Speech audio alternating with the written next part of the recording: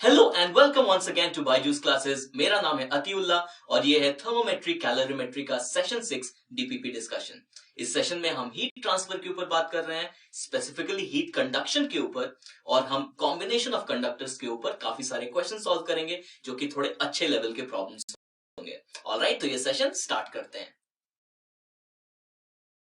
तो इस क्वेश्चन में हमारे पास एक हॉलो सिलेंडर है जिसका लेंथ है 10 सेंटीमीटर, उसका इनर रेडियस है 3 सेंटीमीटर और आउटर रेडियस है 12 सेंटीमीटर। अब इनर सरफेस और आउटर सरफेस के बीच में 100 डिग्री सेल्सियस का टेम्परेचर मेंटेन्ड है। अब इनर सरफेस कौन सा है? ये है इनर सरफेस। और आउटर सरफेस कौन सा है? ये है आउटर सरफेस। इन दोनों सरफेसेस के बीच में टेम्परेचर डिफरेंस मेंटेन्ड है। ओके, थर्मल कंडक्टिविटी हमें इस मटेरियल की पता है, हमें बताना है रेट ऑफ हीट ट्रांसफर क्या होगा। ओके, यहां पे टेम्परेचर डिफरेंस इनर सरफेस और आउटर सरफेस के बीच में, यानी कि जो हीट फ्लो का डायरेक्शन होगा वो कैसा होगा? हीट फ्लो का डायरेक्शन ऐसे रेडियली आउटवर्ड्स होगा। ओके, ये बात क्लियर है? अगर ये बात क्लियर है तो फिर अब हम इस क्वेश्चन को सॉल्व करने के लिए ट्राई करते हैं। ओके, तो अगर मुझे रेट ऑफ हीट ट्रांसफर निकालना है तो मुझे सिंपली क्या करना चाहिए? मुझे करना चाहिए temperature difference divided by thermal resistance, correct? और थर्मल रेजिस्टेंस जो होता है वो क्या होता है? L upon KA। ओके, अब यहां पे ध्यान देने वाली बात यह है कि ये थर्मल रेजिस्टेंस का इक्वेशन या फॉर्मूला हम कहां यूज कर सकते हैं? जहां पे क्रॉस सेक्शनल एरिया कंडक्टर का इक्वल हो, यानी कि ये जो हीट पास कर रहा है, जिस भी क्रॉस सेक्शन या जिस भी एरिया से ये हीट क्रॉस कर रहा है वो सबका एरिया सेम होना चाहिए, तभी हम R is equal to L upon KA use कर सकते हैं। ओके, अगर हमारे पास ऐसा कंडक्टर है तो क्या इसके लिए हम directly L upon KA use कर सकते हैं? नहीं कर सकते हैं। ओके, यानी कि हीट ट्रांसफर जिस एरिया से हो रहा है वो एरिया थ्रू आउट कॉन्स्टेंट होना चाहिए। अब ध्यान दीजिए कि हीट ट्रांसफर ऐसा नहीं हो रहा है, along the length of the cylinder नहीं हो रहा है। ठीक है, अगर ऐसा हो रहा होता तो यूनिफॉर्म क्रॉस सेक्शन होता, मेरा काम बन जाता। लेकिन हीट ट्रांसफर जो हो रहा है वो हो रहा है ऐसे between inner and outer layer, यानी कि रेडियली आउटवर्ड्स हो रहा है हीट ट्रांसफर। ठीक है, यानी कि हीट किस सरफेस के थ्रू पास कर रहा है? हीट पास कर रहा है सिलेंडर के कर्व सरफेस के थ्रू, और जैसे जैसे रेडियस बढ़ेगा जो कर्व सरफेस एरिया है वो इंक्रीज होता जाएगा, यानी through out the heat transfer curve surface area same नहीं रह रहा है। ओके, यानी कि L अपॉन के हम डायरेक्टली यूज नहीं कर सकते हैं। ये मेन प्रॉब्लम है इस क्वेश्चन में, यानी कि हमें कुछ दूसरा करना पड़ेगा, कुछ अलग करना पड़ेगा इसको सॉल्व करने के लिए। तो हम क्या करते हैं, हम इस सिलेंडर को, इस हॉलो सिलेंडर को थिन हॉलो सिलेंडर्स में, बहुत सारे थिन हॉलो सिलेंडर्स में ब्रेक कर देते हैं। यानी कि मैं आपको बोल रहा हूं सिर्फ इस थिन हॉलो सिलेंडर के ऊपर कॉन्सेंट्रेट करने के लिए। ठीक है, तो ये जो पूरा सिलेंडर है वो ऐसे ही बहुत सारे कंसेंट्रिक थिन हॉलो सिलेंडर से बना हुआ है, करेक्ट? ओके, अब इस थिन हॉलो सिलेंडर के लिए अगर मैं रेजिस्टेंस कैलकुलेट कर लूं, मैं कैलकुलेट कर सकता हूं। क्यों कर सकता हूं? क्योंकि ये बहुत थिन है। अगर ये बहुत थिन है तो इसका इनर और आउटर रेडियस जो होगा वो ऑलमोस्ट इक्वल होगा, यानी इसका जो कर्व सरफेस एरिया है वो कांस्टेंट हम लोग अज्यूम कर सकते हैं। ओके, तो अगर इसका रेजिस्टेंस हम लोग निकाल लें और वैसे ही जितने भी कॉन्सेंट्रिक हमें कंडक्टर्स दिख रहे हैं उनका हम रेजिस्टेंस निकाल लें, तो क्या उससे मेरा काम बन सकता है? आई थिंक बन सकता है, क्योंकि जो हीट फ्लो होगा वो हीट फ्लो इस डायरेक्शन में होगा। ठीक है, यानी कि सारे कंडक्टर्स, सारे जो पतले पतले कंडक्टर्स हैं उनके थ्रू जो हीट ट्रांसफर होगा वो सेम होगा, यानी ये सारे जो पतले पतले कंडक्टर्स हैं वो क्या है? वो सीरीज कॉम्बिनेशन में है। और जब वो सीरीज कॉम्बिनेशन में होंगे तो मैं बोल सकता हूं Req is equal to R1 plus R2 plus R3 and so on. यानी कि अगर मैं ये सारे पतले थिन सिलिंड्रिकल कंडक्टर्स का मैं रेजिस्टेंस निकाल लूं और इनको ऐड कर दूं तो मुझे नेट थर्मल रेजिस्टेंस मिल जाएगा। ठीक है, अब यहां पे जो एडिशन है वो कंटिन्यूअस एडिशन है, जिसको हम कहते हैं इंटीग्रेशन। यानी कि आपको मेरा इशारा अब समझ में आ गया होगा कि इस प्रॉब्लम को हम कैसे सॉल्व करेंगे। ओके, तो हम क्या करेंगे कि R रेडियस पे एक dr थिकनेस का, ठीक है, ये जो हम हॉलो सिलेंडर ले रहे हैं, थिन हॉलो सिलेंडर ले रहे हैं, इसका थिकनेस हम अज्यूम कर रहे हैं dr। ओके, अब इसका मुझे क्या निकालना है, इसका मुझे छोटा सा जो थर्मल रेजिस्टेंस होगा वो निकालना है। ओके, थर्मल रेजिस्टेंस क्या होता है, L अपॉन के। तो L यहाँ पे क्या है, L है यहाँ पे ये थिकनेस, क्योंकि हीट फ्लो कैसा कर रहा है, हीट फ्लो ऐसा कर रहा है, किस लेंथ के अक्रॉस कर रहा है, dr लेंथ के अक्रॉस कर रहा है, यानी L की जगह मैं क्या करूंगा substitute, dr divided by k, thermal conductivity मान लेते हैं इसकी k है, डिवाइडेड बाय एरिया। ओके, ये थोड़ा सा समझने की बात है, कौन सा एरिया, हीट किस एरिया के थ्रू ट्रांसफर हो रहा है, इसके कर्व्ड एरिया के थ्रू ट्रांसफर हो रहा है। ओके, तो अगर ये मेरे पास सिलेंडर है तो इसका अगर मुझे कर्व्ड एरिया निकालना है तो कैसे मैं निकालूंगा, इस सिलेंडर को मैं काट के खोल दूंगा। अगर इस सिलेंडर को मैं काट के खोल देता हूं तो क्या होगा, इसका जो सर्कमफेरेंस है वो इसका लेंथ बन जाएगा, यानी कि 2πr, और इस सिलेंडर का जो लेंथ है वो इस रेक्टेंगल का ब्रेथ बन जाएगा, यानी कि एरिया कितना हो जाएगा, 2πr मल्टीप्लाइड बाय l। और अब इसको किससे मल्टीप्लाई करना है मुझे, अब किसी से मल्टीप्लाई नहीं करना है, ये इस थिन सिलेंडर का मुझे रेजिस्टेंस मिल गया। ओके, अब मुझे क्या करना है, ऐसे सारे थिन रेजिस्टर्स को ऐड कर देना है। ठीक है, तो अगर मुझे ये ऐड कर देना है तो मुझे कंटिन्यूस एडिशन के लिए क्या करना पड़ेगा, इंटीग्रेशन करना पड़ेगा, यानी R निकालने के लिए नेट या इक्विवेलेंट थर्मल रेजिस्टेंस कैलकुलेट करने के लिए मुझे इसको इंटीग्रेट करना पड़ेगा, और ये हो जाएगा integral of k into 2πl divided by r। और लिमिट ऑफ इंटीग्रेशन कहां से कहां जाएगा, R1 से लेके R2 तक। करेक्ट, तो ये हो जाएगा R1 से लेके R2 तक, यानी कि अगर मैं इसको इंटीग्रेट करूं तो सबसे पहले कांस्टेंट टर्म्स को बाहर निकाल देता हूं, तो k इंटू 2πl और अंदर मेरे पास बचेगा dr अपॉन r, और ये लिमिट ऑफ इंटीग्रेशन जाएगा R1 से R2, यानी ये हो जाएगा 1 upon k into 2πl multiplied by dr by r का इंटीग्रल ln r, और ln r में मुझे लिमिट डालना है R1 अपॉन R1 से लेके R2 तक। ओके, यानी कि ये कितना हो जाएगा, इक्विवेलेंट थर्मल रेजिस्टेंस हो जाएगा 1 upon k into 2πl ln r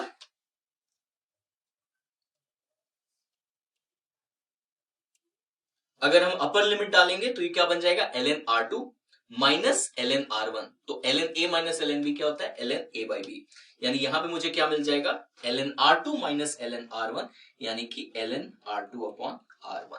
correct, अब मुझे क्या निकालना है, मुझे निकालना है q, तो q के लिए मैं लिख सकता हूं delta t divided by r, यानी ln r2 upon r1 multiplied by k into 2πl।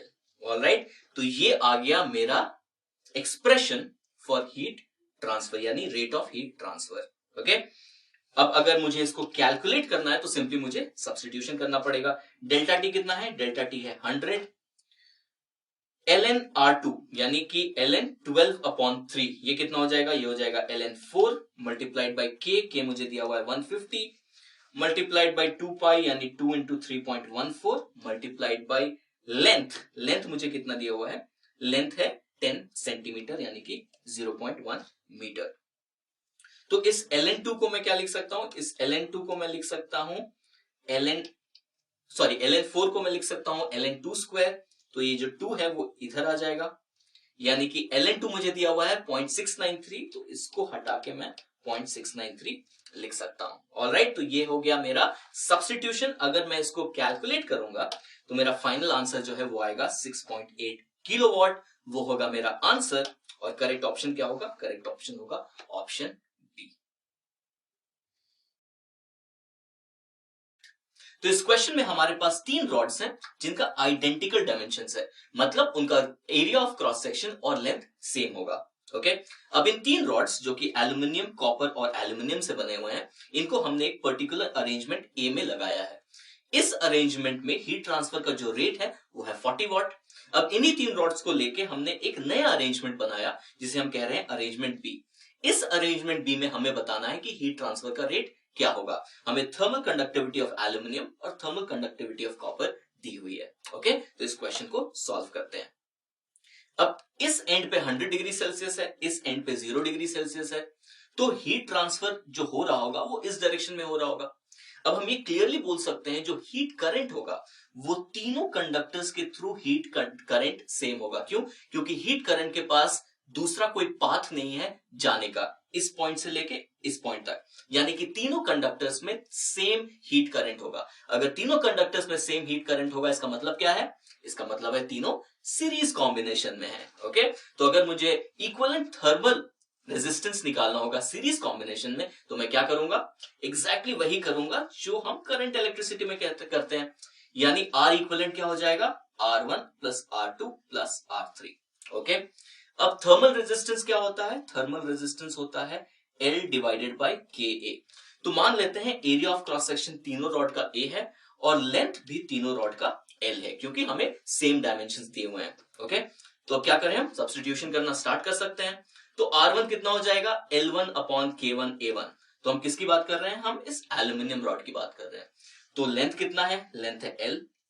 K कितना है? K हमें एल्यूमिनियम का दिया हुआ है 200, तो ये कर देते हैं 200, और एरिया ऑफ क्रॉस सेक्शन हमने कितना माना है? A। ओके, प्लस R2 किसकी बात कर रहे हैं? कॉपर की बात कर रहे हैं। तो लेंथ तो सेम L होगा, एरिया ऑफ क्रॉस सेक्शन भी सेम A होगा, इसकी थर्मल कंडक्टिविटी कितनी है? 400, तो वो यहां पे सब्स्टिट्यूट कर देते हैं। और फिर से हम किसकी बात कर रहे हैं? रॉड 3 यानी कि एल्यूमिनियम की, यानी ये हो जाएगा L अपॉन 200A। ओके, अगर इसको हम सॉल्व करें तो मुझे मिलेगा, तो ये 1/L/A को अगर कॉमन ले लें तो अंदर मुझे बचेगा 1/200 प्लस 1/200, वो कितना हो जाएगा? 2/200, यानी कि 1/100 प्लस 1/400।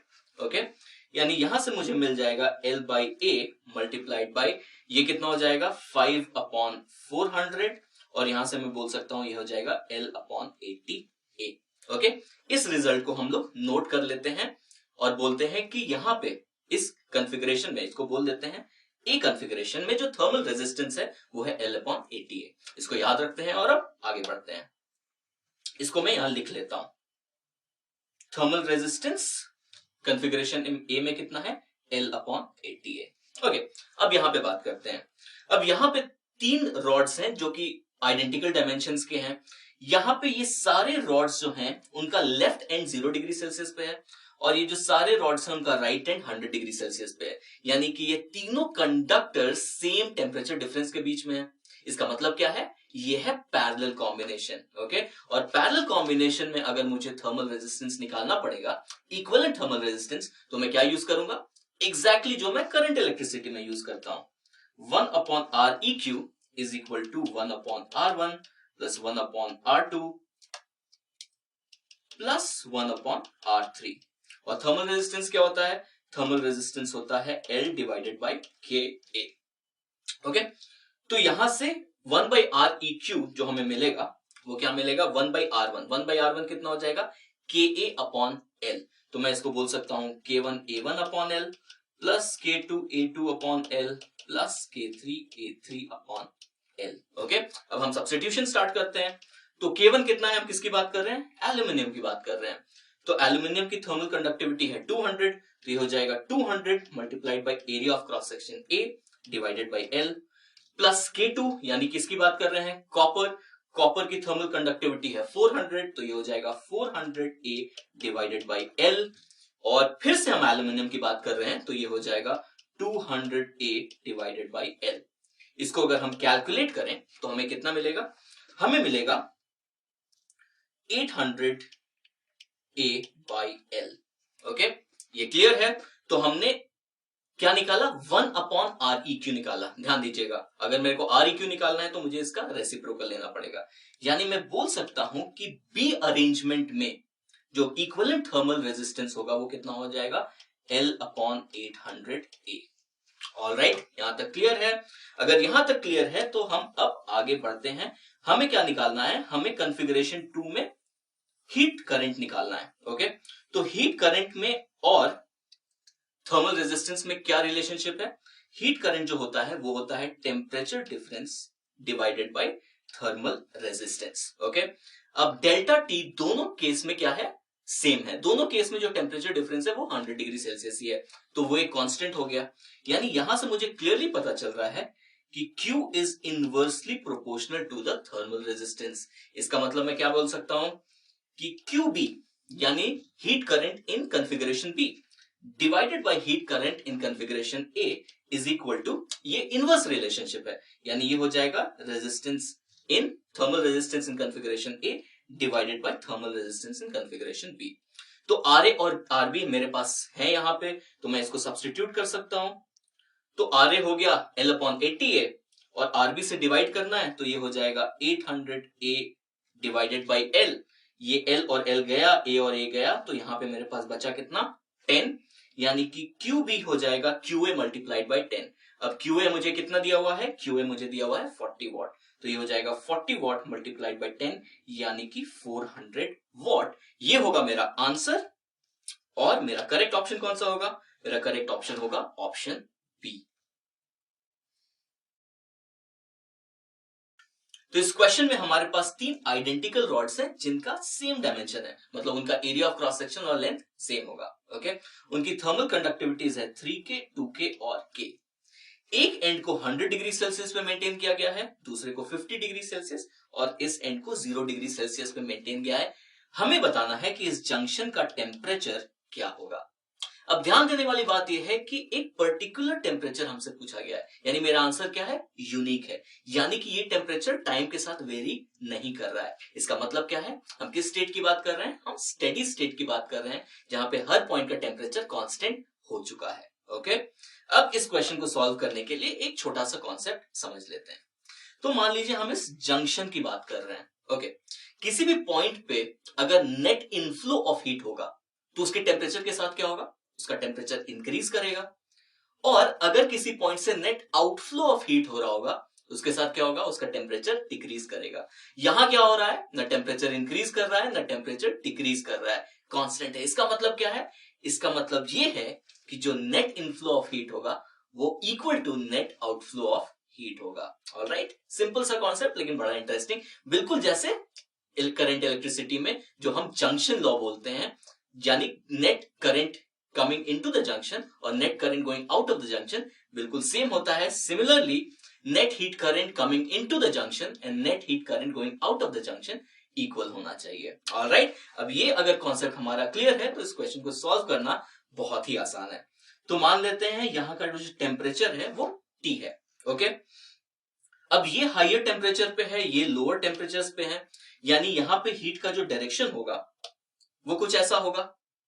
ओके, हीट इस डायरेक्शन में फ्लो कर रहा होगा और T जो टेम्परेचर है वो 50 डिग्री सेल्सियस और 0 डिग्री सेल्सियस दोनों से हायर होगा, यानी कि इस रॉड में हीट इस डायरेक्शन में और इस रॉड में हीट इस डायरेक्शन में फ्लो कर रहा होगा। यानी इनफ्लो ऑफ हीट क्या है Q1, आउटफ्लो ऑफ हीट क्या है Q2 प्लस Q3। ओके, अगर आपने गलती कर भी दी अगर डायरेक्शन चूज करने में, कोई बात नहीं, अगर आप इक्वेशन उस हिसाब से लिखेगा तो भी आपका आंसर सही आएगा, उसमें चिंता की कोई बात नहीं है। ओके, बट हमें ये ध्यान में रखना है कि जो हम हीट करंट का डायरेक्शन लिख रहे हैं इक्वेशन उस हिसाब से ही हमें लिखनी चाहिए। ओके, तो स्टार्ट करते हैं। तो हम बात कर रहे हैं net heat entering is equal to net heat leaving. तो नेट हीट एंटरिंग कौन सा है, Q1 है। ओके, तो Q1 कितना हो जाएगा, तो यहां हम लिख सकते हैं Q1 is equal to Q2 plus Q3। तो Q1 कितना हो जाएगा, Q1 का अगर मुझे सब्स्टिट्यूट करना है तो यहां टेम्परेचर डिफरेंस कितना है, यहां टेम्परेचर डिफरेंस है 100 माइनस T डिवाइडेड बाय इसका थर्मल रेजिस्टेंस। अगर हमें लिखना है तो हम थर्मल रेजिस्टेंस कैसे लिखेंगे, थर्मल रेजिस्टेंस होता है L डिवाइडेड बाय KA। ठीक है, तो मान लेते हैं सारे रॉड्स आइडेंटिकल डायमेंशंस के हैं तो उनका लेंथ L और area of cross section A है। तो इस रॉड के लिए अगर मुझे थर्मल रेजिस्टेंस लिखना है तो मैं क्या लिखूंगा, मैं लिखूंगा L upon 3KA। Correct, this is equal to Q2। अब Q2 के लिए लिखना है तो अब ध्यान दीजिए, अब क्या है, T हमने क्या अज्यूम किया है, T हमने ग्रेटर टेम्परेचर पे अज्यूम किया है, तभी हमने ये डायरेक्शन अज्यूम किया है। करेक्ट, यानी T है ग्रेटर टेम्परेचर पे, तो मुझे क्या लिखना पड़ेगा, T माइनस 50, ये हो गया temperature difference, divided bye L upon 2KA। Okay, क्योंकि यहां थर्मल कंडक्टिविटी है 2K, प्लस मुझे लिखना है Q3। अगेन T को हमने क्या किया है, हायर टेम्परेचर पे अज्यूम किया है, तभी Q3 का डायरेक्शन ये वाला चूज किया है। ओके, यानी कि यहां पे टेम्परेचर डिफरेंस कितना हो जाएगा, T minus 0 divided by L by KA। Alright, तो ये हमने लिख दिया इक्वेशन, यहां से सिर्फ हमको T को सॉल्व कर लेना है जो कि बिल्कुल ही आसान है। ओके, तो यहां हम लिख सकते हैं 100 माइनस T और ये 3KA ऊपर चला जाएगा divided by L। Is equal to T minus 50 two K A ऊपर चला जाएगा डिवाइडेड बाई एल, और ये हो जाएगा टी इंटू के ए डिवाइडेड बाई एल। तो बहुत क्लियरली दिख रहा है कि के दोनों साइड से गया, एल भी दोनों साइड से गया। अब हम अगर ब्रैकेट ओपन करेंगे तो हमें मिलेगा 300 minus 3t is equal to 2t minus 100 plus t। सारे t's को एक साथ कलेक्ट कर लेते हैं तो ये t प्लस 2t 3t, और इस माइनस 3t को उधर ले जाते हैं तो ये बन जाएगा 6t, इस माइनस 100 को उधर ले जाते हैं तो बन जाएगा 400, यानी यहां से मुझे मिलेगा t is equal to 400 divided by 6, यानी इसको सिंप्लीफाई करके हम लिख सकते हैं 200 डिवाइडेड बाई 3 डिग्री सेल्सियस। ये होगा मेरा आंसर। t कह लीजिए, थीटा कह लीजिए, एक ही बात है, और करेक्ट ऑप्शन होगा हमारा ऑप्शन बी। तो इस क्वेश्चन में हमारे पास 3 रॉड्स हैं जो कि सेम मटेरियल से बने हैं। सेम मटेरियल मतलब इनकी थर्मल कंडक्टिविटी सेम होगी। ओके, इनका एरिया ऑफ क्रॉस सेक्शन भी सेम है, इनका लेंथ भी सेम है, और इनको इस तरीके से ज्वाइन किया गया है। ओके, एक एंड 0 डिग्री सेल्सियस पे है, एक एंड 90 डिग्री सेल्सियस पे है, और ये एंड भी 90 डिग्री सेल्सियस पे है। हमें बताना है जंक्शन का टेम्परेचर क्या होगा। ऑलराइट, ये क्वेश्चन है। तो यहाँ पे कॉन्सेप्ट हमको ऑलरेडी पता है। क्या कॉन्सेप्ट है यहाँ पे? जो नेट हीट इनफ्लो होगा that should be equal to net heat outflow, क्योंकि एक स्टेडी स्टेट में टेम्परेचर इस जंक्शन का चेंज नहीं कर रहा है, तो जो heat current into the junction होगा same heat current out of the junction भी होगा। ओके, अब यहां का 0 है, यहां का थीटा हमने अज्यूम कर लिया है, ये टेम्परेचर जंक्शन का थीटा हमने अज्यूम कर लिया है, ये 90 है, ये 90 है। ओके, तो मुझे पता चल रहा है कि ए और सी हायर टेम्परेचर पे है, डी जो है वो लोअर टेम्परेचर पे है, यानी बी का जो टेम्परेचर होगा वो ए और डी के बीच का कहीं पे होगा। ओके, ये हमने अज्यूम कर लिया। इस अजम्पशन के बेसिस पे मैं करंट का डायरेक्शन बनाऊंगा। ओके, तो मैं करंट का डायरेक्शन बताता हूं। तो Q1 का डायरेक्शन क्या होगा? C to B, higher temperature to lower temperature. Q2 का डायरेक्शन क्या होगा? A टू B, और Q3 का डायरेक्शन क्या होगा? B to D। ये डायरेक्शन के अजम्पशन पे ही मुझे इक्वेशन लिखना है। ऑलराइट, तो अब हम इक्वेशन लिखते हैं।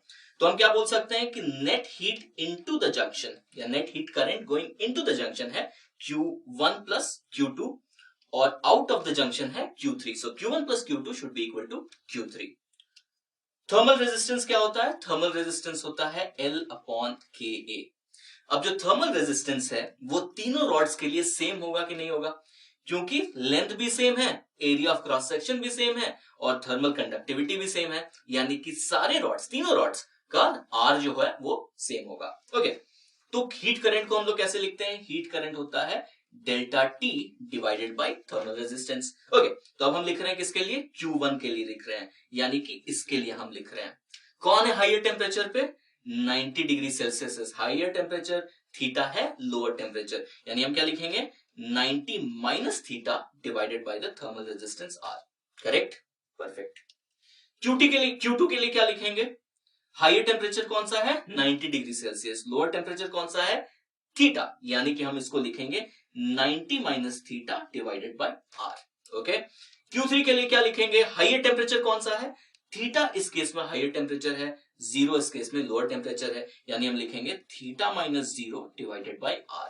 ये बन गया मेरा इक्वेशन। अब यहां से मुझे बस इसको सॉल्व कर लेना है। तो ये R और R गया, 90 minus theta plus 90 minus theta, यानी ये बन जाएगा 180 माइनस 2 थीटा, और ये है इक्वल टू थीटा, यानी यहां से 3 थीटा इज इक्वल टू 180, यानी theta is equal to 60 degree Celsius. ये होगा मेरा आंसर, और करेक्ट ऑप्शन कौन सा होगा? करेक्ट ऑप्शन होगा ऑप्शन बी। तो इस क्वेश्चन में हमारे पास 5 आइडेंटिकल रॉड्स हैं जिनको इस कॉन्फ़िगरेशन में ज्वाइन किया हुआ है। पॉइंट ए का टेम्परेचर है 120 डिग्री सेल्सियस, पॉइंट सी का टेम्परेचर है 20 डिग्री सेल्सियस। हमें बताना है बी का टेम्परेचर क्या होगा। ओके, सबसे पहले इन्होंने कहा है आइडेंटिकल रॉड्स है, मतलब उनका मटेरियल सेम होगा, यानी उनकी थर्मल कंडक्टिविटी सेम होगी, और उनके डायमेंशंस भी सेम होंगे, यानी उनका लेंथ और एरिया ऑफ क्रॉस सेक्शन भी सेम होगा। यानी कि जो थर्मल रेजिस्टेंस होता है L अपॉन KA वो क्या होगा? सेम होगा, यानी हर एक रॉड का थर्मल रेजिस्टेंस सेम होगा।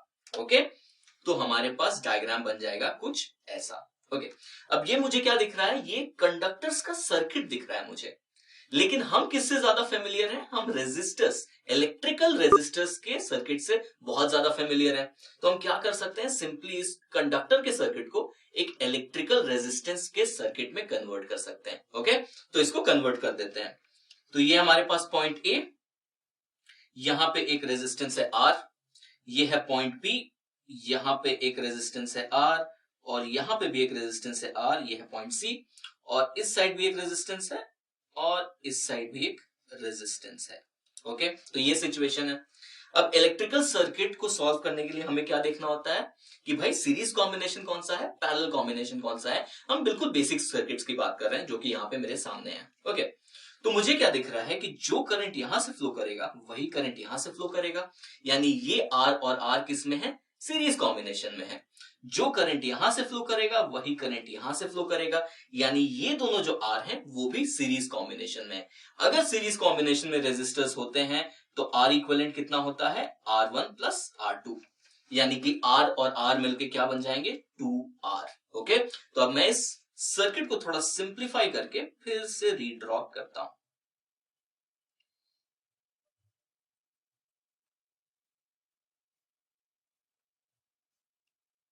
ठीक है, तो ये पॉइंट ए, यहां पे ए और बी के बीच में रेजिस्टेंस आर है, बी और सी के बीच में ये जो आर और आर है ये कंबाइन होके इक्विवेलेंट रेजिस्टेंस दे देगा 2R, और ये आर भी कंबाइन होके इक्विवेलेंट रेजिस्टेंस देगा 2R। ओके, अब ये दोनों 2Rs को देखिए, ये दोनों 2Rs पॉइंट बी और सी के बीच में है, यानी सेम पॉइंट्स के बीच में है। इसका मतलब इनका कॉम्बिनेशन क्या है, इनका कॉम्बिनेशन है पैरेलल कॉम्बिनेशन।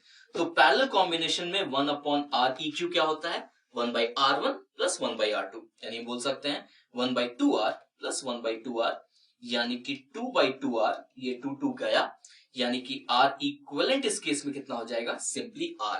ओके, यानी ये 2R और ये 2R मिलके मुझे फिर से क्या दे देंगे, ये मिलके मुझे R दे देंगे।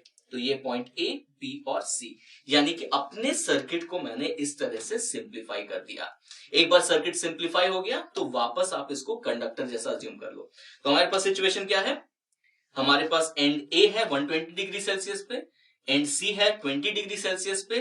दोनों जो कंडक्टर्स हैं उनका थर्मल रेजिस्टेंस है R, और हमें निकालना है ये टेम्परेचर थीटा पॉइंट बी का। ओके, अब यहां मुझे क्या दिख रहा है, यहां पे भी मुझे दिख रहा है कि दोनों जो कंडक्टर्स हैं वो सीरीज कॉम्बिनेशन में, क्योंकि जो हीट करंट यहां से फ्लो करेगा वही हीट करंट यहां से फ्लो करेगा, करंट के पास जाने का और कोई डायरेक्शन तो है नहीं। इसका मतलब क्या है, दोनों कंडक्टर्स के थ्रू हीट करंट सेम होगा, और अगर हम उसको इक्वेट कर दें तो मेरा काम बन जाएगा। ठीक है, तो हम क्या लिख रहे हैं, heat current between A and B. Heat current क्या होता है, हीट करंट होता है temperature difference divided by thermal resistance. तो मैं ए और बी के बीच में जो हीट करंट है वो मैं लिख रहा हूं। तो डेल्टा टी कितना हो जाएगा, डेल्टा टी हो जाएगा 120 माइनस थीटा, क्योंकि हाइयर टेम्परेचर पे कौन है, 120। तो ये हो जाएगा 120 minus theta divided by R. Correct, this is equal to thermal resistance between B and C. B और सी के बीच में टेम्परेचर डिफरेंस कितना है, थीटा माइनस 20, क्योंकि हाइयर टेम्परेचर पे कौन है, थीटा। तो ये हो जाएगा थीटा माइनस 20, और थर्मल रेजिस्टेंस कितना है, आर। तो ये आर और ये आर गया, और यहां से थीटा मुझे कितना मिल जाएगा, थीटा मुझे मिल जाएगा 140/2, यानी कि 70 डिग्री सेल्सियस। क्लियर है। अब यहां पे एक छोटा सा कॉन्सेप्ट यूज करके हम ये कैलकुलेशन भी अवॉइड कर सकते थे। कैसे अवॉइड कर सकते थे, ये जो टेम्परेचर डिफरेंस है पूरा ए और सी के बीच में वो कितना है, वो है 100 डिग्री सेल्सियस।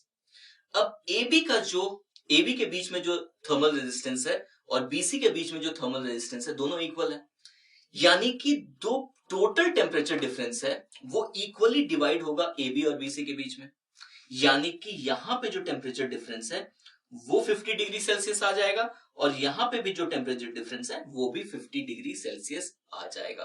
करेक्ट, यानी पॉइंट बी और पॉइंट सी के बीच का जो टेम्परेचर डिफरेंस है वो 50 डिग्री सेल्सियस है। ओके, यानी कि बी का टेम्परेचर कितना होगा, तो temperature at B minus temperature at C is equal to 50 degree Celsius, यानी temperature at B is equal to 70 degree Celsius. तो यहां से मेरा कैलकुलेशन थोड़ा और आसान हो जाता, लेकिन एनीवे ये कैलकुलेशन भी कुछ ज्यादा नहीं है। तो क्लियर है, हमारा आंसर कितना आया 70 डिग्री सेल्सियस। तो करेक्ट ऑप्शन कौन सा होगा हमारा? करेक्ट ऑप्शन होगा हमारा ऑप्शन सी।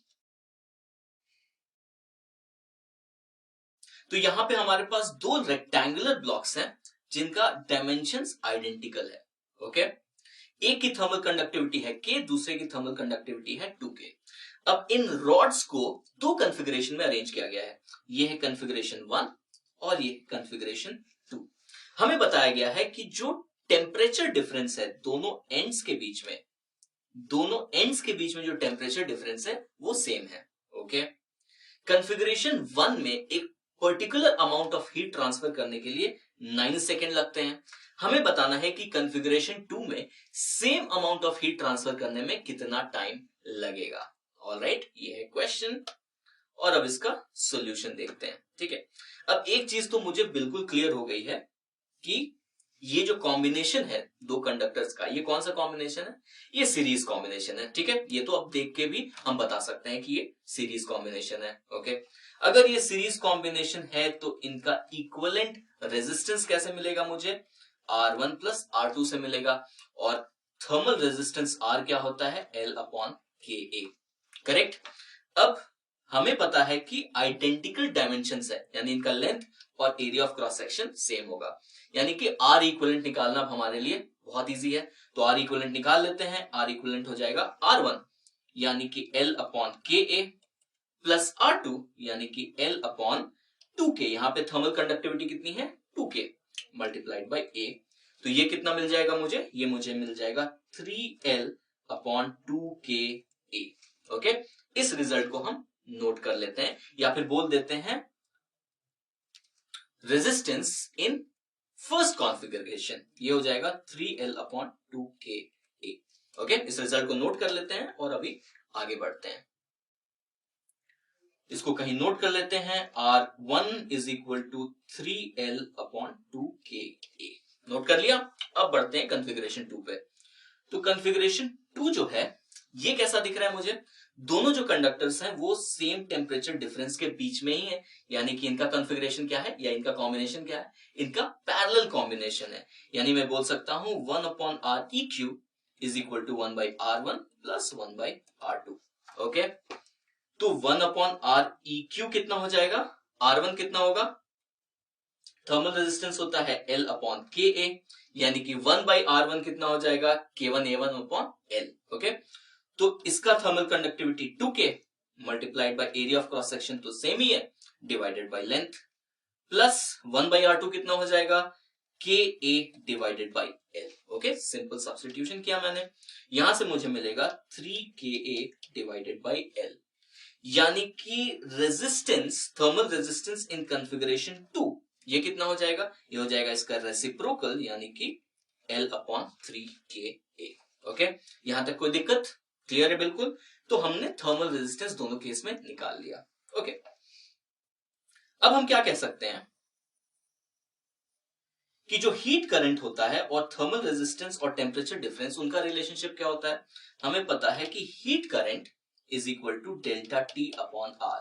ओके, और यहां पे ये जो Q है, स्मॉल q है, हीट करंट, उसको हम क्या बोलते हैं? Heat transferred per unit time, क्योंकि हमें टाइम का यहां पे रिलेशनशिप दिया हुआ है, इसलिए टाइम हमको इक्वेशन में लाना पड़ेगा। ओके, तो heat transferred per unit time होता है delta T upon R। Okay, यानी कि मैं बोल सकता हूं T is equal to Q into R divided by delta T। अब यहां पे मुझे क्या मिल रहा है कि ये same amount of heat transfer की बात हो रही है, यानी Q कांस्टेंट है, और टेम्परेचर डिफरेंस जो है वो भी मुझे कांस्टेंट दिया हुआ है। यानी मुझे सिंपली क्या दिया हुआ है? मुझे दिया हुआ है कि जो टाइम होगा that will be proportional to the thermal resistance. यानी कि मैं कह सकता हूं कि T2 upon T1 should be equal to R2 upon R1। Okay, अब R2 और R1 को सब्स्टिट्यूट कर देते हैं। R2 कितना है? L अपॉन 3KA, और R1 को सब्स्टिट्यूट करेंगे तो ये 2KA ऊपर चला जाएगा और 3L नीचे आ जाएगा। तो KA और KA गया, L और L गया, तो मुझे क्या मिल रहा है? 2 अपॉन 9। यानी मैं बोल सकता हूं, ये कैलकुलेशन यहां ले जाते हैं, मैं बोल सकता हूं कि T2 is equal to T1 multiplied by 2/9।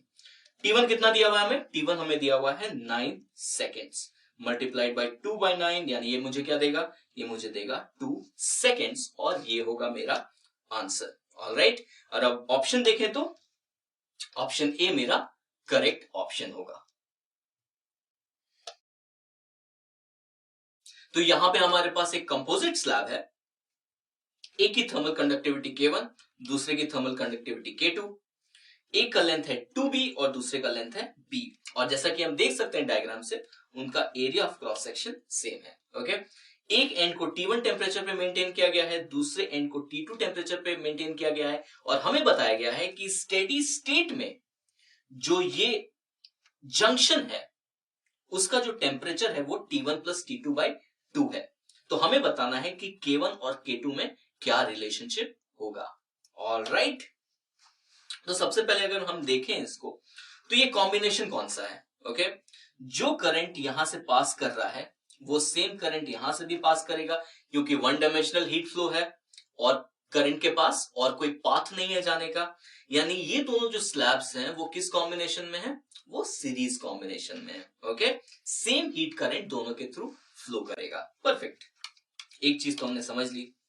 दूसरा मुझे क्या बताया गया है कि यहां का जो टेम्परेचर है वो T1 प्लस T2/2 है। ओके, तो T1 प्लस T2/2, क्या मुझे ऐसा लग रहा है कि ये अरिथमेटिक मीन है T1 और T2 का? क्या ये एवरेज है T1 और T2 का? बिल्कुल, T1 और T2 का ये एवरेज है, यानी कि क्या मैं बोल सकता हूं कि ये जो T इंटर है, ओके, तो T1 से T इंटर का जो डिफरेंस है और T इंटर से जो T2 का डिफरेंस है वो सेम होगा। ठीक है, क्योंकि ये अरिथमेटिक मीन है। अगर आप मेरी बात नहीं मान रहे हो तो मैं आपको कैलकुलेट करके भी दिखा सकता हूं। ठीक है, तो मैं बता रहा हूं कि T1 और T इंटर के बीच का टेम्परेचर डिफरेंस क्या है। तो हम कैलकुलेट कर सकते हैं T1 minus T1 plus T2/2, तो ये क्या मुझे देगा?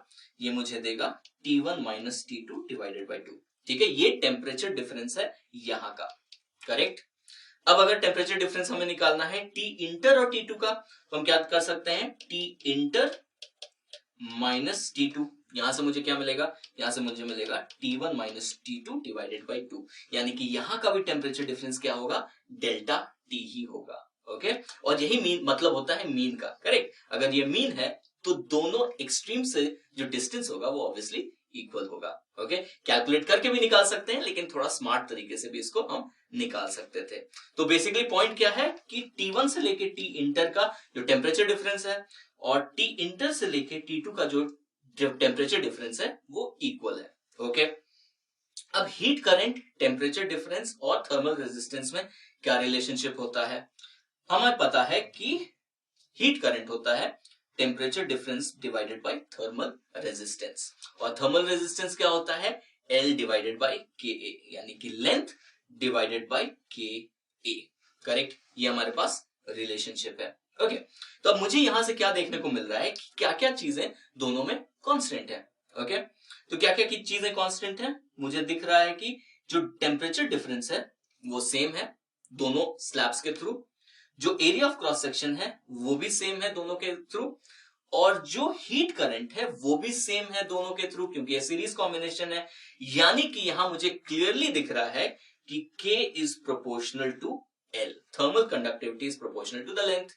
यानी कि मैं क्या कह सकता हूं? मैं यहां पे कह सकता हूं कि K1 divided by K2 is equal to L1 divided by L2। Correct, अब इस कंडक्टर का जो लेंथ है वो कितना है? 2b, यानी मैं यहां सब्सटीट्यूट कर सकता हूं 2b, और इस कंडक्टर का जो लेंथ है वो कितना है? b, यानी मैं यहां सब्सटीट्यूट कर सकता हूं b। तो ये b और b गया, तो मुझे रिलेशनशिप क्या मिल जाएगा? K1 is equal to 2K2, और ये होगा मेरा आंसर। ऑलराइट, ऑप्शंस देखते हैं। तो करेक्ट ऑप्शन होगा ऑप्शन डी।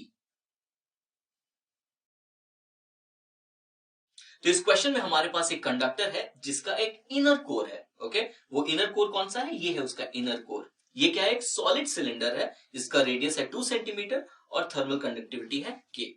इसके बाहर क्या है? इसके बाहर एक हॉलो सिलेंडर है जिसका इनर रेडियस 2 सेंटीमीटर है और आउटर रेडियस 4 सेंटीमीटर है। इसकी थर्मल कंडक्टिविटी 2 के दी गई है। ओके, और इस कॉम्बिनेशन को ए और बी के बीच में अरेंज किया गया है। इसका लेंथ दिया हुआ है हमें 10 सेंटीमीटर। हमें बताना है कि पॉइंट्स ए और बी के बीच में इक्विवेलेंट थर्मल कंडक्टिविटी क्या होगी। ऑलराइट, ये है हमारे पास क्वेश्चन। तो सबसे पहले हमको ये डिसाइड करना है कि भाई ये कॉम्बिनेशन कौन सा है। ओके, अगर हम इस एंड की बात करें तो यहां दो कंडक्टर्स हैं, एक अंदर वाला कंडक्टर और एक बाहर वाला कंडक्टर। दोनों कंडक्टर्स का जो सरफेस है वो किस पॉइंट से अटैच किया गया है, वो पॉइंट ए से अटैच किया गया है। और इस साइड भी दोनों कंडक्टर्स का जो एंड है वो किस पॉइंट से अटैच किया गया है, वो पॉइंट बी से अटैच किया गया है। यानी कि दोनों कंडक्टर्स, अंदर वाला कंडक्टर और बाहर वाला कंडक्टर, पॉइंट्स ए और बी के बीच में ही है। यानी कि ये कौन सा कॉम्बिनेशन है, ये पैरेलल कॉम्बिनेशन है। और अगर मुझे पैरेलल कॉम्बिनेशन दिया हुआ है तो इक्विवेलेंट थर्मल रेजिस्टेंस निकालने के लिए मुझे क्या करना पड़ेगा, 1/Req is equal to 1/R1 plus 1/R2। Okay, thermal resistance क्या होता है, L अपॉन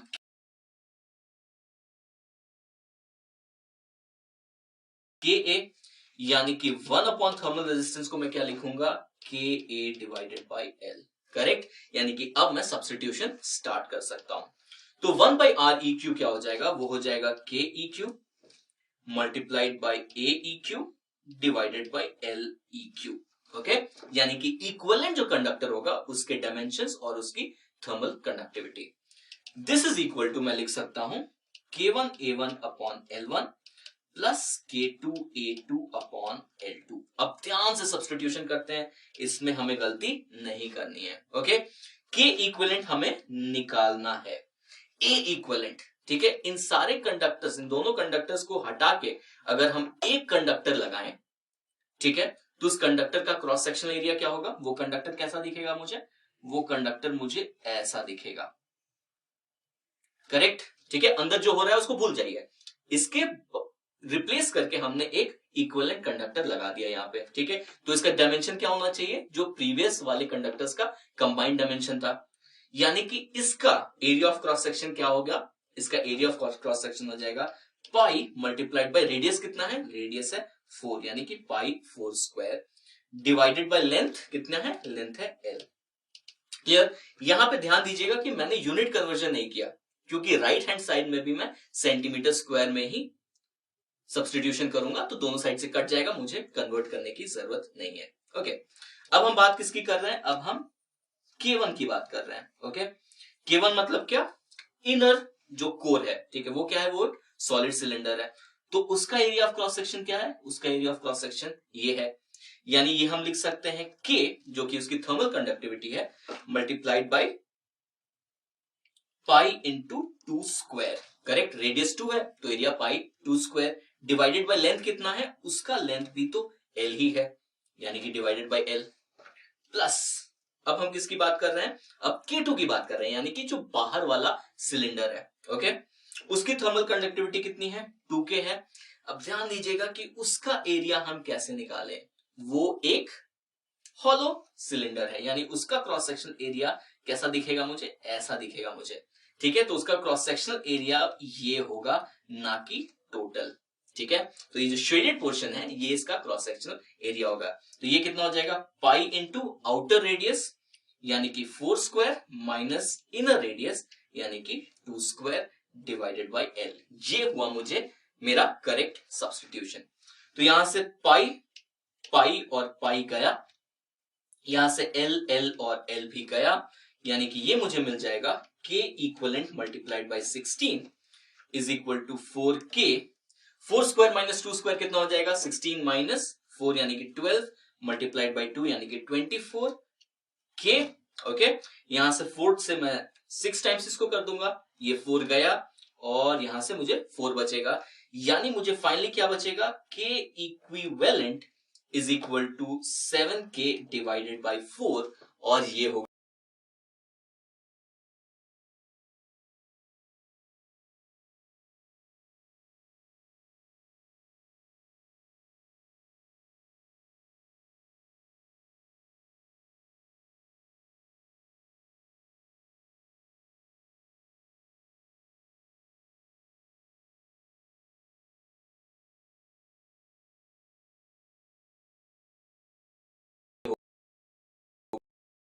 आंसर आ गया। और अगर हम ऑप्शंस देखें तो हमारा ऑप्शन होगा ऑप्शन सी। तो इस क्वेश्चन में एक इलेक्ट्रिक हीटर है जो एक रूम को हीट करने के लिए यूज हो रहा है। ओके, इस रूम का total wall area 137 metre square है। अंदर का टेम्परेचर 20 डिग्री सेल्सियस पे मेंटेन किया हुआ है और बाहर का टेम्परेचर है -10 डिग्री सेल्सियस। अब ये जो वॉल है ये 3 डिफरेंट मटेरियल से बनी हुई है, वुड, सीमेंट और ब्रिक। उनका थिकनेस दिया हुआ है और उनकी थर्मल कंडक्टिविटीज दी हुई है। हमें बताना है कि हीटर का वॉटेज यानी पावर ऑफ हीटर कितना होगा।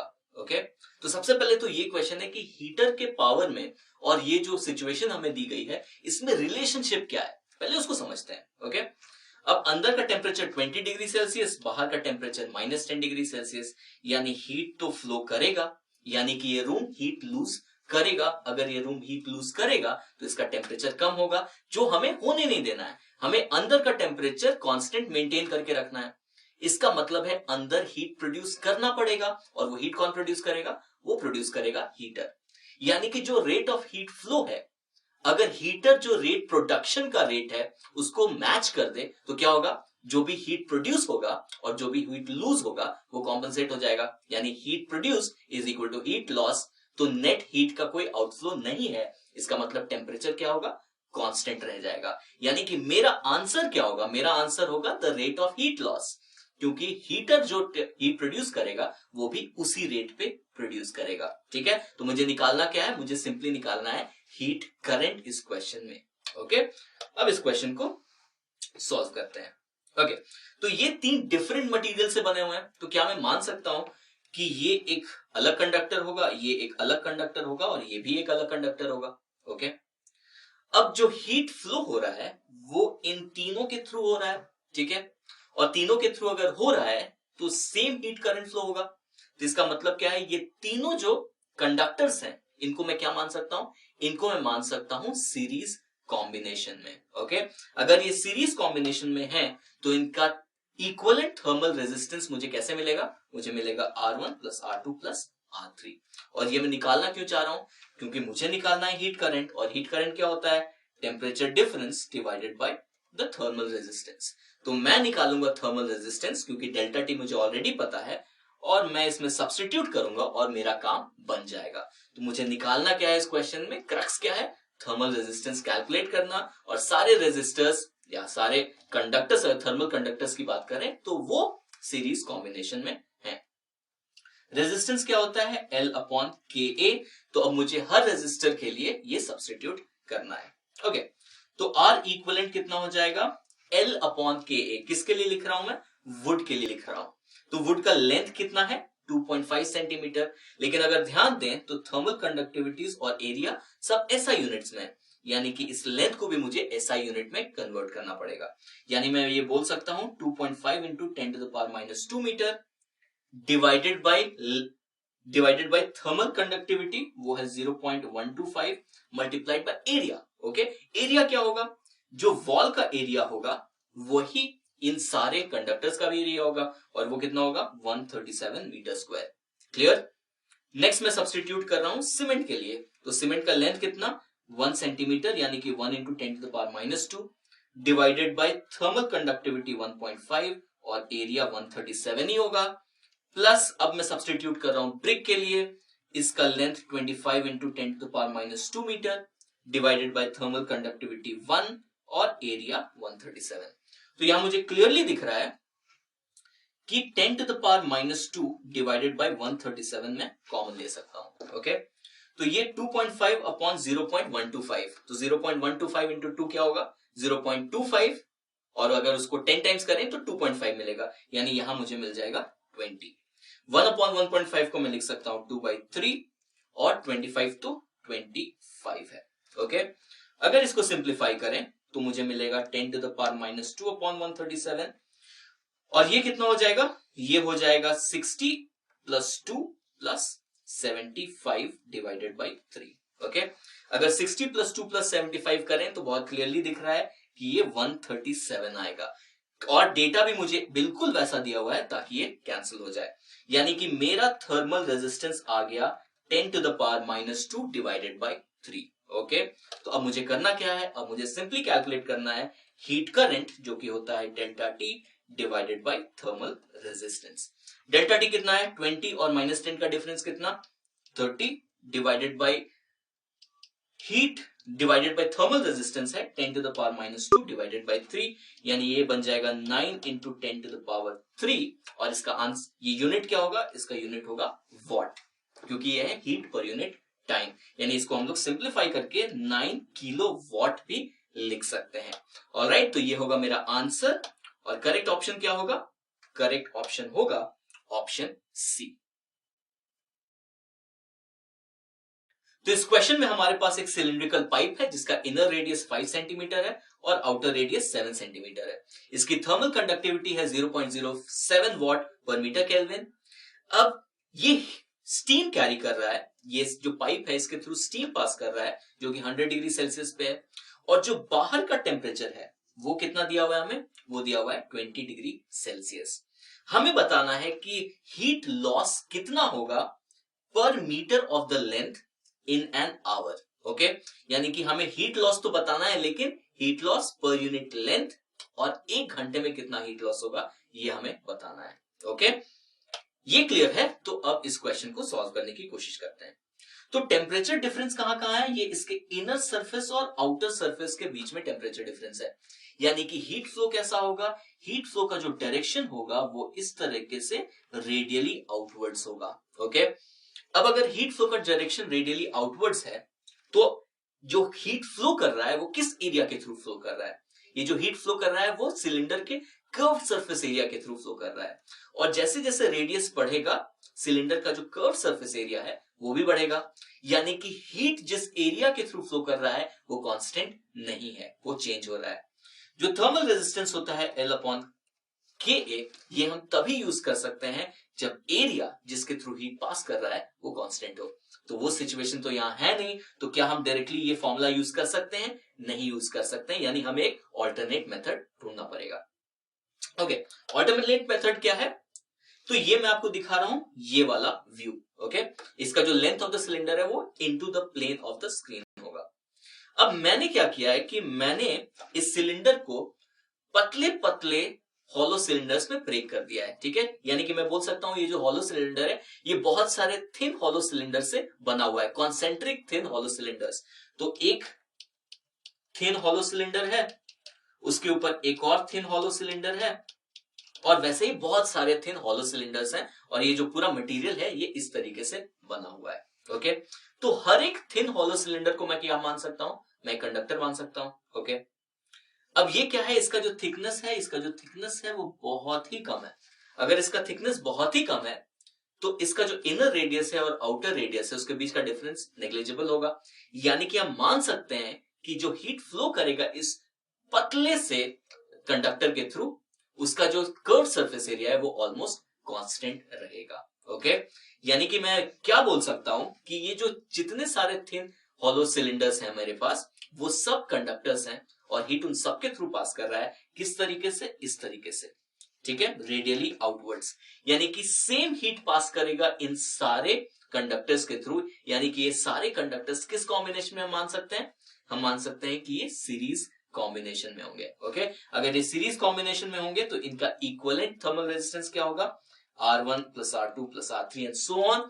लेकिन यहां पे क्या है, यहां पे जो एडिशन है वो कंटिन्यूअस एडिशन है, यानी कि आपको समझ में आ गया होगा कि हम क्या करने वाले हैं, हम यहाँ पे इंटीग्रेशन करने वाले हैं। ओके, यानी कि सबसे पहले हम क्या करेंगे, आर रेडियस का एक थिन, ओके, आर रेडियस का एक थिन कंसेंट्रिक हॉलो सिलेंडर हम कंसिडर करेंगे जिसका थिकनेस कितना है, ये थिकनेस इसका है dr।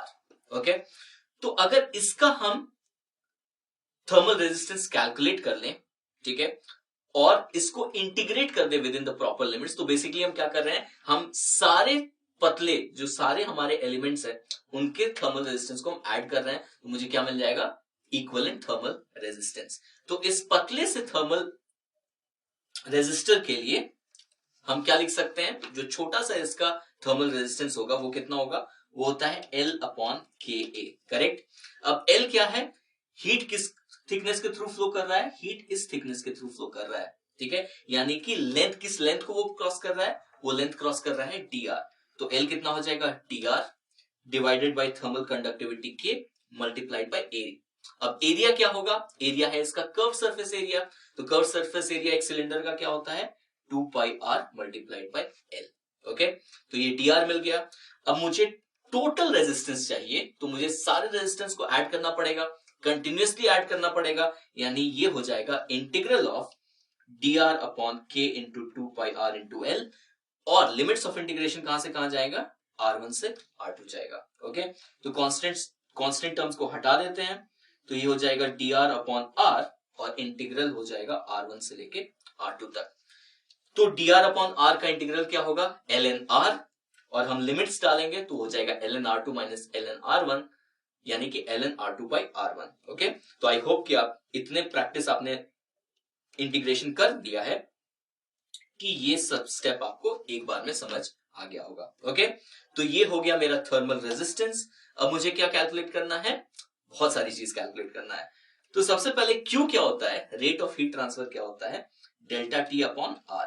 यानी ये कितना हो जाएगा, delta T divided by R, यानी कि ln R2 अपॉन R1, और बाकी जो डिनोमिनेटर में चीजें थी वो चली जाएंगी ऊपर, यानी कि 2 pi into L multiplied by K। Okay, अब ध्यान दीजिए मुझे निकालना क्या क्या है। मुझे सबसे पहले निकालना है, तो ये मुझे दिया हुआ है, वो क्या दिया हुआ है, हीट का रेट, हीट फ्लो का रेट, यानी कि हीट फ्लो पर यूनिट टाइम। ओके, और अगर मैं सारे SI यूनिट्स यूज करूंगा तो ये बेसिकली क्या हो जाएगा, हीट ट्रांसफर्ड पर सेकेंड। ओके, लेकिन मुझे क्या चाहिए, heat transferred per unit length. तो अगर इस L को मैं इस साइड ले आऊं तो ये क्या बन जाएगा, Q बाई L। यानी ये क्या बन जाएगा, heat transferred per unit length per unit time, यानी heat transferred per unit length per second. लेकिन मुझे क्या चाहिए, मुझे चाहिए एक आर में कितना हीट ट्रांसफर हुआ होगा, यानी कि मुझे इसको किस से मल्टीप्लाई करना चाहिए, 3600 से मल्टीप्लाई करना चाहिए, क्योंकि एक आर में 3600 सेकेंड होते हैं। तो ये मुझे दे देगा heat transferred per unit length in 1 hour. Correct, यानी कि इधर मैं लिख दूंगा delta T upon ln R2 by R1 multiplied by 2 pi into K, और इसको मल्टीप्लाई करना पड़ेगा 3600 से। ओके, तो अब हमें क्या करना चाहिए, अब हमें सब्स्टिट्यूशन करना चाहिए, और सब्स्टिट्यूशन किस में हम करेंगे, सारे SI यूनिट्स में करेंगे। तो डेल्टा टी कितना है मेरे पास, 80। ln R2 बाई R1 कितना है, ln 7 बाई 5, यानी कि ln 1.4 मल्टीप्लाइड बाई 2 पाई। इस पाई को मैं क्या लिख सकता हूं, 22 बाई 7, और मैं बताऊंगा क्यों मैंने ऐसा लिखा है। K का वैल्यू कितना है, 0.07, और ये हो गया हमारे पास 3600। अब ln 1.4 है, उसका वैल्यू हम क्या लिख सकते हैं, उसका वैल्यू हमें दिया हुआ है 0.336। ओके, तो ये कैलकुलेशन हमें करना है। ओके, तो ये जो 7 है, यहां से मुझे क्या मिल जाएगा, 0.01, यहां 2 0 और यहां पे 0.01, तो ये 1 बचेगा।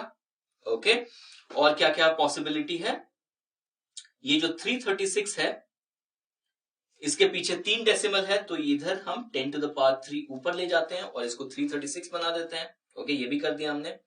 अब मुझे क्या दिख रहा है कि 8 को मैं 10 टाइम्स जा सकता है, और यहां पे 8 4 32 और 8 2 16। ओके, उसके बाद मैं क्या कर सकता हूं, यहां पे मेरे पास है 42, यानी कि ये 2 से ये 21 बचेगा। और भी मैं क्या कर सकता हूं,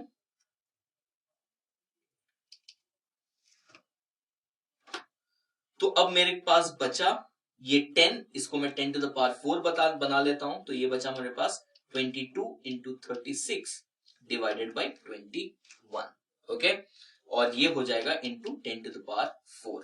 अब इसको जब मैं कैलकुलेट करूंगा तो कैलकुलेट कर ही लेता हूं, 36 इंटू 22 कितना हो जाएगा, 36 इंटू 22 हो जाएगा, या मैं इसको 3 से भी कैंसिल कर सकता हूं, तो सो 3 टाइम्स 12 एंड 3 टाइम्स 7, तो ये बचा मुझे 12 into 22, so 12 into 2 is 24, 12 into 2 is 24, तो ये हो जाएगा 264, और ये मुझे 7 से इसको डिवाइड करना है, यानी ये हो जाएगा 7 3 21, और ये बचा मेरे पास 54, तो ये जाएगा 7 इंटू 6 यानी कि 42, और यहां पे मेरे पास बचेगा, या ये 7 इंटू 7 से जाना चाहिए, 7 इंटू 7 49, तो यहां पे मुझे बचेगा 3, तो 3.37 समथिंग मेरे पास बचेगा। तो ये हो जाएगा 37 multiplied by 10 to the power 4। अब इसको मैं प्रॉपरली लिखूंगा तो इसको मैं लिख सकता हूं 3.7 into 10 to the power 5 joule. Okay, तो ये होगा मेरा आंसर। और ऑप्शंस क्या है मेरे पास, तो ऑप्शन सी मेरा करेक्ट ऑप्शन होगा।